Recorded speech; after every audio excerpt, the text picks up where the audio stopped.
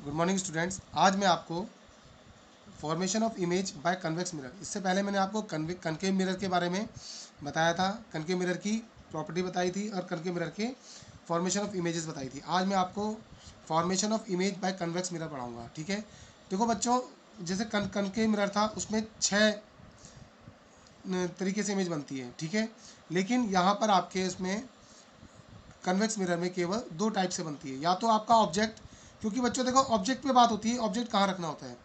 अब देखो, क्योंकि आपका ये कौन सा मिरर है, ये आपका कन्वेक्स मिरर है।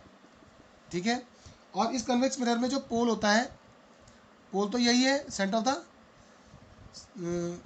मिरर। उसके बाद यहाँ पर आपका फोकस होता है और यहाँ पर आपका क्या होता है, पोल होता है। ठीक है, पोल नहीं, आपका सेंटर ऑफ कर्वेचर होता है सी। ठीक है, तो अब क्योंकि देखो ये दोनों कहाँ है, लेफ्ट राइट में है, लेकिन आपका ऑब्जेक्ट हमेशा कहाँ रखा जाता है, लेफ्ट में रखा जाता है। तो ऑब्जेक्ट आपका यहाँ रखा जाएगा, ऑब्जेक्ट आपका यहाँ रखा जाएगा इधर। इसका मतलब ऑब्जेक्ट आप कितनी जगह रख सकते हो, केवल 2 ही जगह रख सकते हो।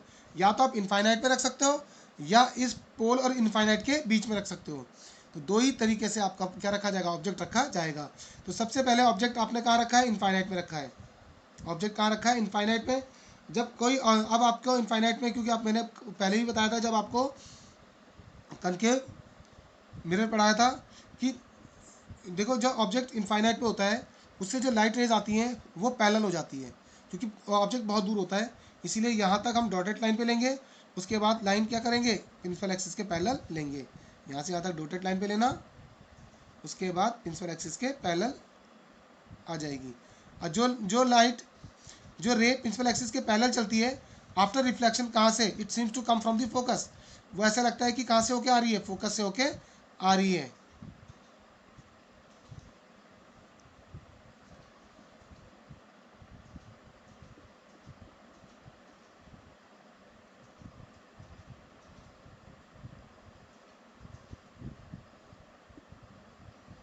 ठीक है, तो देखो ये जो रे आई और इधर से ये क्या हो गई, ये डाइवर्ज हो रही है। तो ये सीधा सीधा कहाँ पे आके मिल रही है, इस फोकस पे आके मिल रही है। तो वेयर द इमेज फॉर्म, मैंने आपको उसमें भी बताया था कि आप 3 चीज़ बताओगे। पहला, where the image form, image कहाँ बन रही है, इमेज बन रही है आपकी behind the mirror. Number 1, behind the mirror, behind the mirror, behind the mirror at focus. देखो आपका मिरर ये है और उसके पीछे बन रही है इमेज, यानी कि इस फोकस पे, फोकस आपका बिहाइंड द मिरर है तो फोकस पे बन रही है।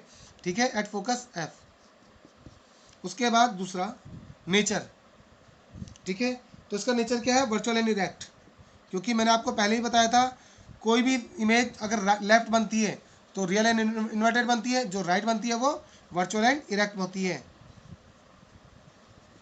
ठीक है, उसके बाद थर्ड है आपके पास इसका साइज, तो डायमिनिस्ट, डायमिनिस्ट।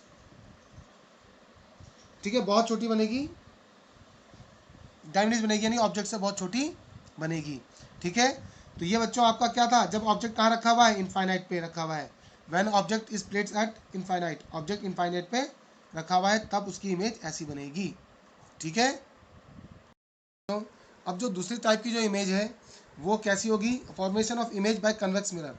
किस convex mirror, when object is placed at a pole and infinite. अब देखो जो आपका ऑब्जेक्ट है ये पोल है और इनफाइनाइट, इन दोनों के बीच में है, क्योंकि इसमें आप यहाँ रखो कहीं पे भी रखो तो वो पोल और इनफाइनाइट के बीच में ही होगा।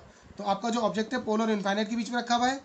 एक रे प्रिंसिपल एक्सिस के पहले चलेगी, आफ्टर रिफ्लेक्शन वो फोकस से होके it seems to come from the focus, ऐसा आएगा, ऐसा लगेगा कि फोकस से आ रही है, तो डाइवर्ज हो रही है। और दूसरी रे आप कहाँ डालोगे, सीधा फोकस पे डालोगे। तो जब कोई रे सेंटर ऑफ कर्वेचर पे डाली जाती है, जब कोई रे किस पे डाली जाती है, सेंटर ऑफ कर्वेचर पे डाली जाती है, तो आफ्टर रिफ्लेक्शन क्या होता है, वो प्रिंसिपल एक्सिस के वो जिस पाथ से गई थी उसी पाथ पे वापस आ जाएगी। तो ये इधर गई तो ये इधर वापस आ जाएगी। तो ये दोनों देखो रे हमने क्या करा, इसको मिलाया तो ये यहाँ पे आके मिल गई। तो जो इमेज बनी, where the image form behind the mirror between pole and focus, ये पोल है ये फोकस है, इसके बीच में इमेज बनेगी। ठीक है, दूसरा वर्चुअल एंड इरेक्ट, कैसी बनेगी, वर्चुअल और इरेक्ट, क्योंकि राइट में बन रही है। और तीसरा डायमिनिस्ट स्मॉलर देन द ऑब्जेक्ट, ये डायमिनिस्ट नहीं, आपका बहुत वैसी बनेगी, स्मॉलर देन द ऑब्जेक्ट। डायमिनिस्ट लिख सकते हो, छोटी बनेगी, लेकिन आप लिखोगे स्मॉलर देन द ऑब्जेक्ट, इतनी छोटी भी नहीं बनेगी, इसलिए हम डायमिनिस्ट नहीं लिखेंगे, smaller than the object,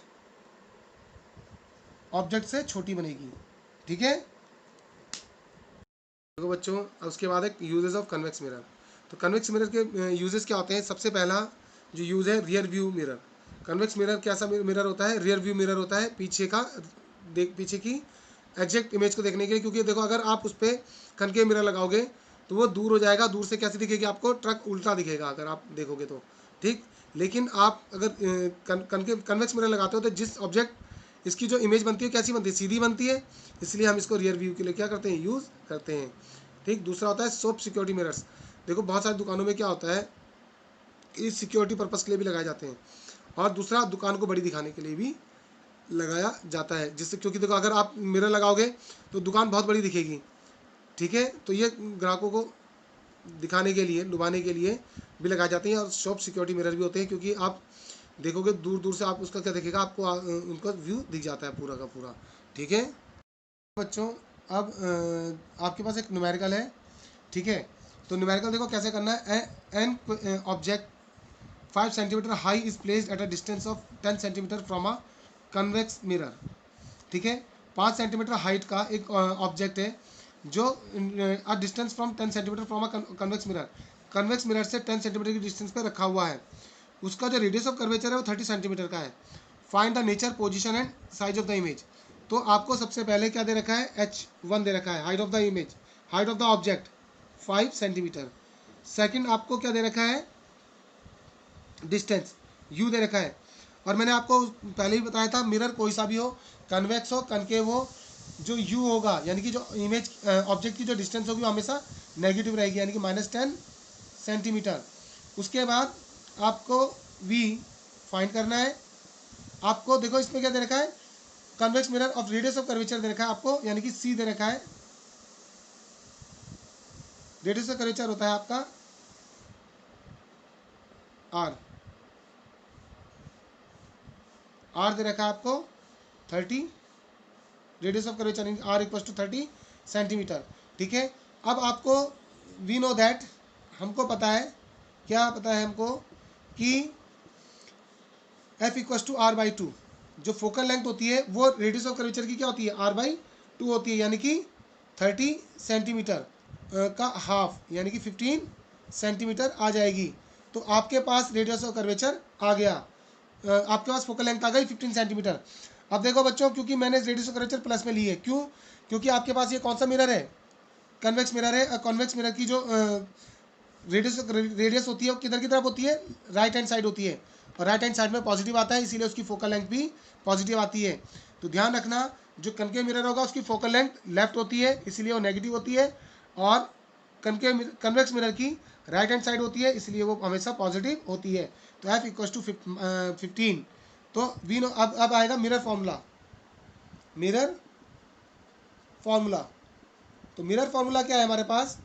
1/F equal to 1/U plus 1/V, और 1/F यानी कि 1/15 इक्वल टू 1/U यानी कि 1/-10 प्लस 1/V, और V इक्वल टू कितना हो जाएगा? 1/V इक्वल टू 1/15, ये माइनस कर जाएगा, प्लस हो जाएगा 1/10।